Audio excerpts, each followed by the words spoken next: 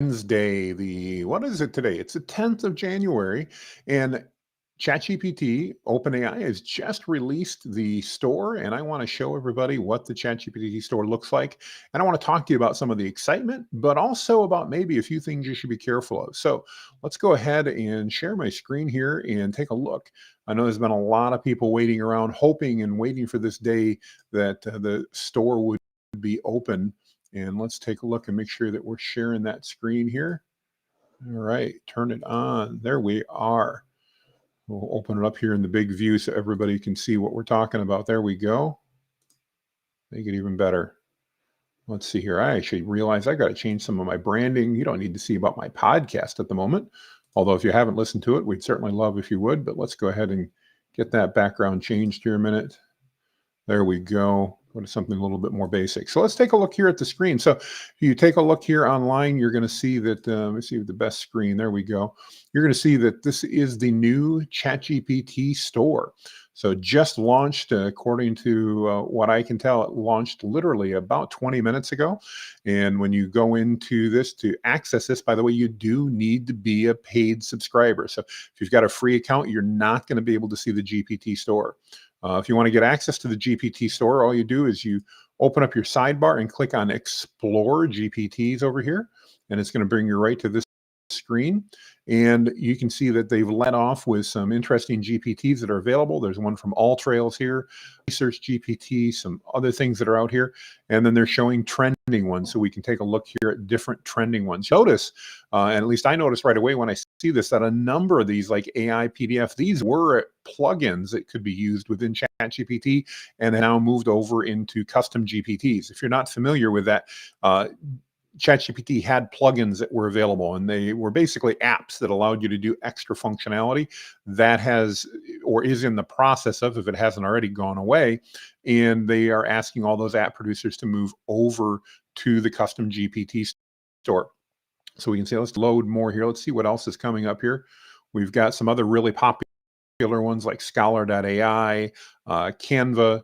There's some that I'm very familiar with, and I know have been out there for a while to create. But I want to show you one of the ones as we take a look through. First, let's take a look at the tab that was top picks. Then we've got DALL-E custom GPT. So these are custom GPTs specifically that are using you to create amazing images. And again, if you've got a Plus account, you should have access to these right now. We can click on any one of these and take a look through. We'll expand and take a look at some others. So things like an image generator, a logo creator, a couple logo creators I see in here, Storybook, create Pixar style illustrations. We've got an image caption generator, a Midjourney prompt generator. That sounds good. In fact, we may try that one out. Under writing, let's see what we've got for writing tools. Some that I can recognize here real quick as I take a look. We've got a Rank Math one. It's a great tool if you haven't used Rank Math. We've got an SEO one, voice tone prompt snippet generator, essay writer, lots of interesting stuff here. Under productivity, this is where you're going to see a lot of the apps that I mentioned that are now moved into custom GPTs. In fact, one of my favorites, number 5 right here, is Web Pilot. If you're not familiar, by the way, some sites are blocking the Bing integration of ChatGPT. So if you go into ChatGPT and you want it maybe to summarize an article for you or something like that, there's a possibility. I'm finding maybe 75%, 25, so about 25% of the time, especially if it's a major site, I'm finding those sites are being blocked. Bing's not working. But the beauty is here is if you use the Web Pilot version, you can click on that and actually visit the site. I've never found a situation yet, knock on wood, where Bing is blocked and Web Pilot is not. Some other very popular ones I saw in here, like I mentioned, AI to PDF and Canva, Slide Maker, which is great for making PowerPoint slides. This is another great one. If you ever need to make a diagram, man, diagrams is a great tool to do that. Definitely something you want to look at. Prompt Perfect's another one of my favorites. If you've got a prompt and you're trying to figure out how to make it better, feed that prompt into Prompt Perfect and it'll tell you lots of stuff. They've even got a GPT finder down here to search for other GPTs. Let's take a look under research and analysis. I really like how they've broken this out. This is very user-friendly, easy to get to. We can see that we've got a number of, again, a lot of plugins that I'm familiar with that have moved over. And this is a great one, by the way. Ask Your PDF. If you end up with a PDF that you want to essentially have a conversation with, you can go ahead and use Ask Your PDF, and it will query that PDF. It'll feed back results from you. It's a great tool. Another one I mentioned, Web Pilot earlier. Another comparable one to that is MixerBox's Web Search.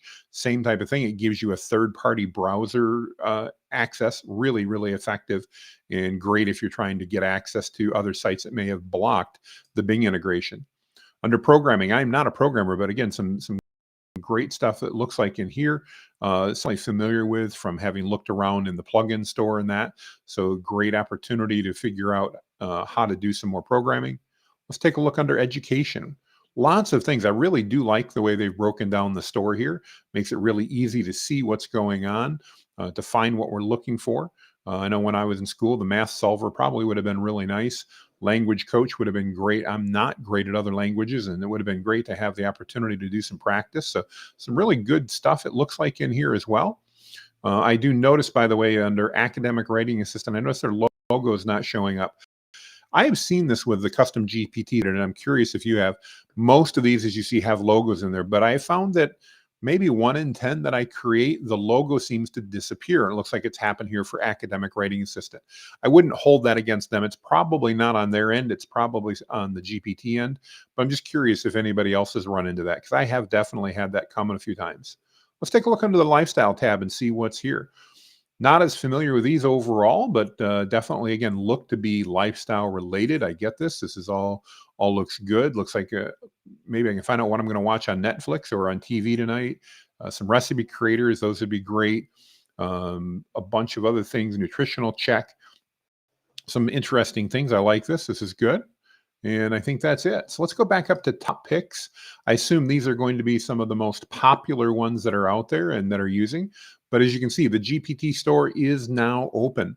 So one of the things that I know we talk about, and there's a lot of talk going on out in the industry on, is what does this mean for creators? Are creators going to be able to go ahead and create custom GPTs and monetize that? And my belief from everything I've been told is that yes, if you're creating custom GPTs now through the GPT store, that OpenAI is going to let you monetize that, and they're going to share some revenue. In my research, they've been very sly as to what's actually going to be shared. In other words, not that they're lying to anybody, they just haven't really disclosed it. So nobody knows exactly how this is going to work. But I want to encourage you, if you've not played around with GPTs, this is a great opportunity with the store to find some, to go try it out, see how they work, and to give your feedback. I also want to encourage you, if you're a business and you're trying to figure out how can I leverage ChatGPT and tools like it to provide more value to my business, a custom GPT might be exactly what you're looking for. And for those of you who don't know, a custom GPT is simply a GPT model or ChatGPT that not only has all of that information, the encyclopedic knowledge of everything that ChatGPT knows, but it now has your specific company information as well, or specific information on a topic you might want to do. So I encourage you to think about how that could help you in your business. Two examples immediately come to mind.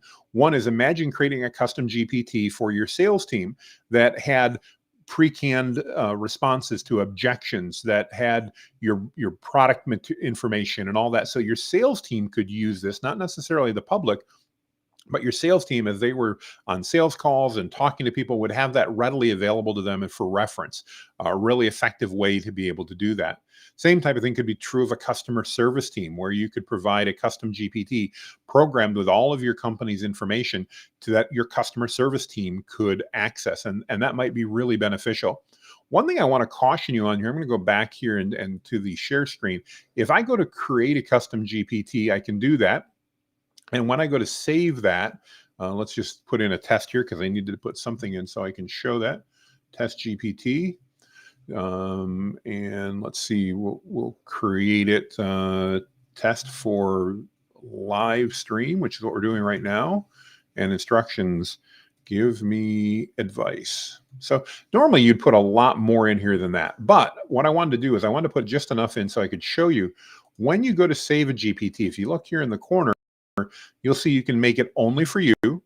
You can make it for anyone with a link, or make it publicly available to everyone. In this case, I don't have enough information, so it's not allowing us to do that. I have noticed, by the way, the last few days, that feature seems to be turned off as far as making them public. My guess is as they were prepping to go live with the new store, they turned that off. But you can do the only me or anyone with link, or in theory, you can do the everyone. But I want to caution you here. think about this for just a moment, if you would. If you want to go ahead and put your information in here for, let's say, your sales team, as we were talking about, that could be great. The problem I have with that is if you share this, that then can be shared with anyone else that has a custom or a ChatGPT Plus account. That means that even if you just share it with your customer service or your sales team, they can share it with anyone else anywhere in the world that has a Plus account or the paid account.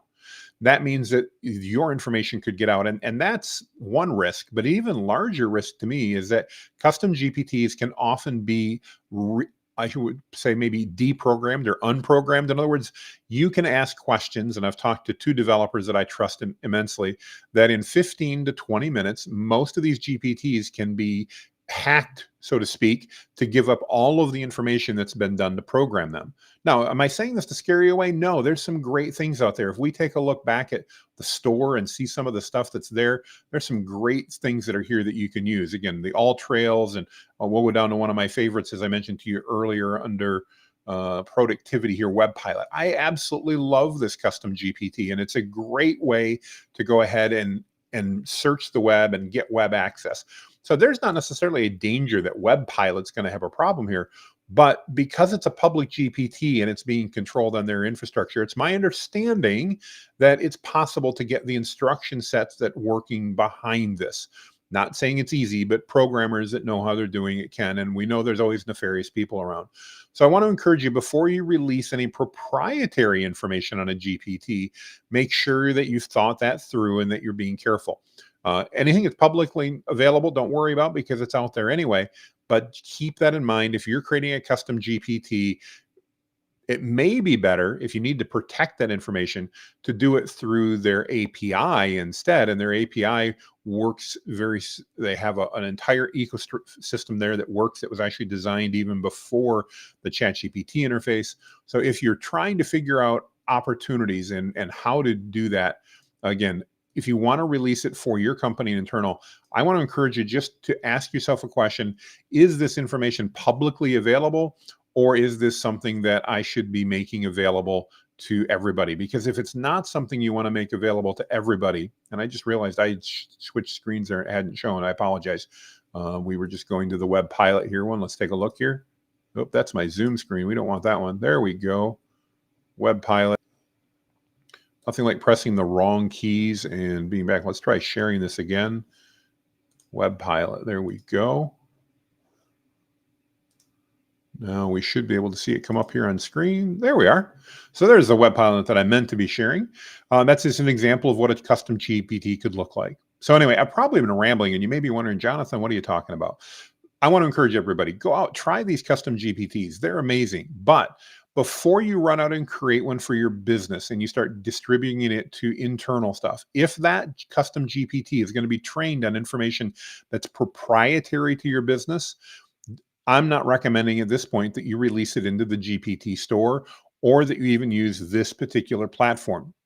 Not that you can't use ChatGPT, but I'm going to recommend that you do it through their API instead. That does require a little bit more programming. It's not quite as simple, but you'll be protecting your proprietary information. And I do think that's a very viable concern if you're a business. Let me just ask you this. If your proprietary information got released and your competition found out, by the way, if they did, you'd never know about it.